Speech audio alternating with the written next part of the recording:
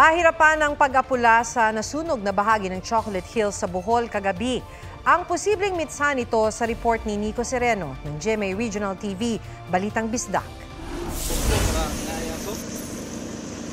Imbes na chocolate brown, tila nagkulay uling ang dalawang burol ng pamosong Chocolate Hills sa Carmen, Bohol.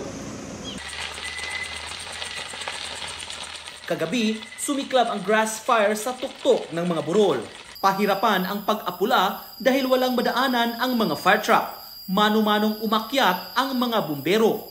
Di rin makaabot ang fire hose. Di naghuwat, tapos may bisig masunog ning niya. Kay naghanap ba kayong mais na bagong gikuan, nanggian.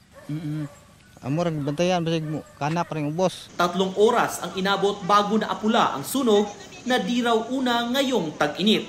Ayon sa BFP, ang mitya ng grass fire ay posibleng spontaneous combustion o yung natural na pagliyab ng mga tuyong material dahil sa sobrang init.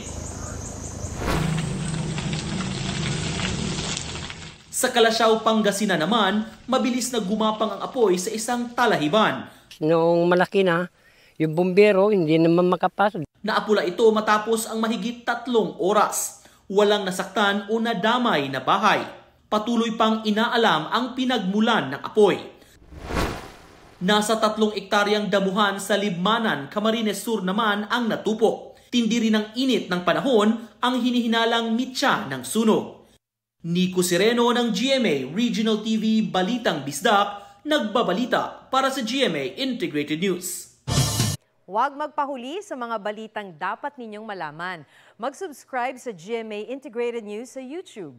Sa mga kapuso abroad, subaybayan nyo kami sa GMA Pinoy TV at sa www.gmanews.tv.